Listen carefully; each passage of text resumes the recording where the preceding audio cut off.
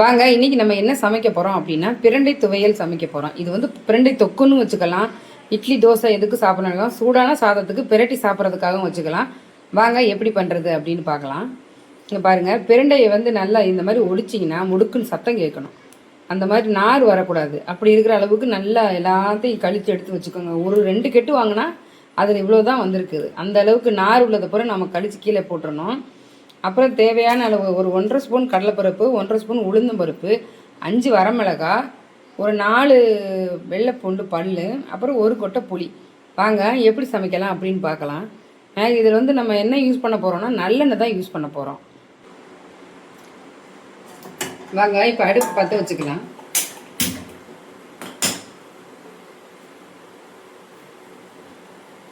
இப்போ தேவையான அளவு நல்லெண்ணெய், நான் வந்து நல்லெண்ணெய் தான் யூஸ் பண்ணுறேன் இதுக்கு.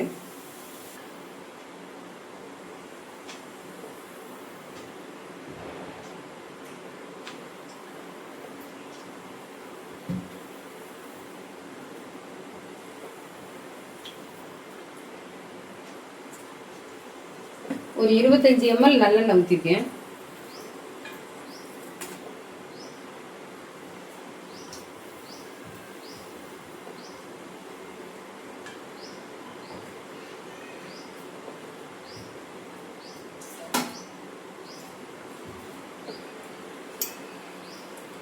எண்ணெய் லேசாக சூடான உடனே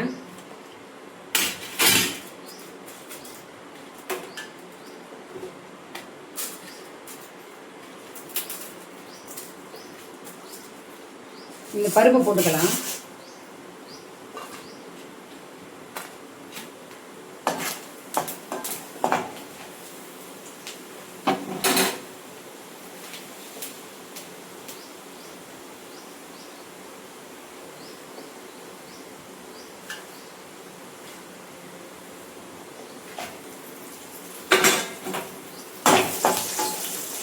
வத்தல் போட்ட உடனே அடுப்பு எப்பவுமே சிம்மில் ஏற்றிடணும். ஏன்னா உடனே கருகிடும்.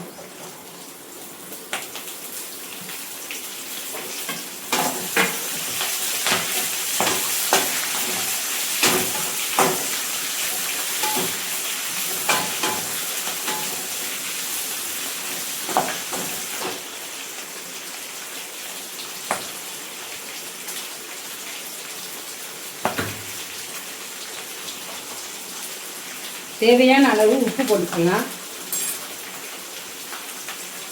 பெருங்காயத்தூள் ஒரு 1/4 டீஸ்பூன் அளவுக்கு.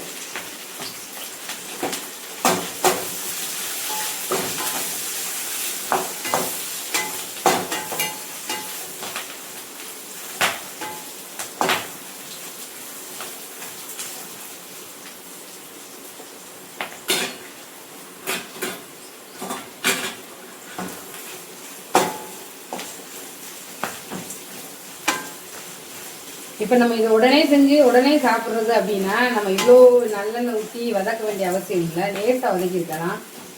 இப்போ இது நான் 2 நாளைக்கு இது வச்சுக்கிற மாதிரி செஞ்சுட்டு இருக்கேன். அதனால தான் நான் கொஞ்சம் அதிகமாக எண்ணெய் ஊற்றிருக்கேன். தண்ணி ஊற்றாமல் வதங்குறப்ப உங்களுக்கு நல்லா அது கெடாமல் இருக்கும். ஃப்ரிட்ஜ்லேயே நீங்கள் வைக்க வேண்டாம்.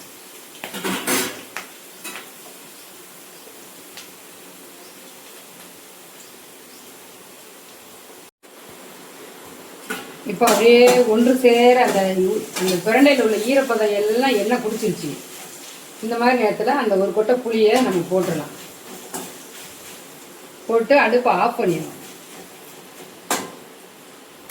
ஆஃப் பண்ணி இந்த இது வந்து அப்படி நல்லா ஃபுல்லாக ஆறட்டும். நம்ம மிக்சியில் போட்டு அரைச்சிடலாம்.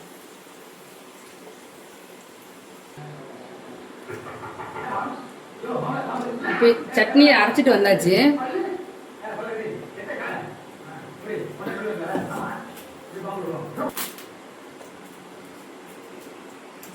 அரைச்சி கொண்டு வந்தாச்சு.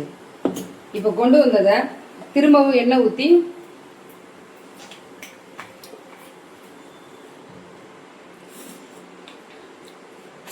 கடுகு உளுந்தம்பருப்பு இதெல்லாம் போட்டு தாளிப்பாங்க. நான் ஆனால் அப்படி தாளிக்க போகிறது கிடையாது.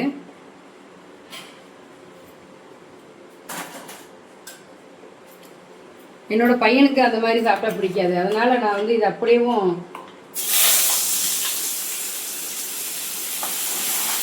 வெறும் நல்லெண்ணெயில் அந்த மாதிரி நீங்கள் தொக்கு மாதிரி பண்ணி வச்சுக்கோங்க.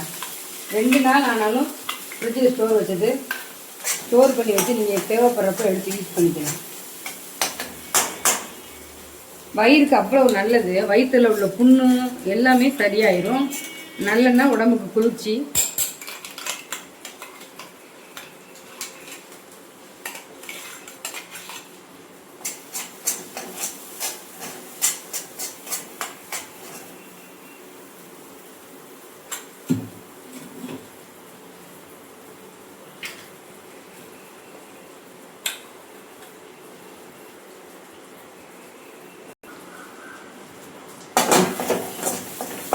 உப்பு உரப்பு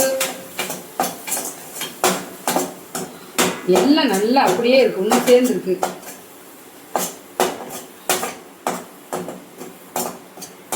இந்த மாதிரி நேரம் ஆக ஆக நம்ம ஊற்றின எண்ணெயெல்லாம் பிரிஞ்சு சட்டியில் ஒட்டாமல் வரும். இந்த மாதிரி வந்துருந்தது அப்படின்னா நம்ம 3 நாள் ஆனாலும் அதை கெட்டே போகாது. அந்த அளவுக்கு நம்ம நீர்த்தன்மை எல்லாம் எண்ணெயில் வதக்கி எடுத்துடணும்.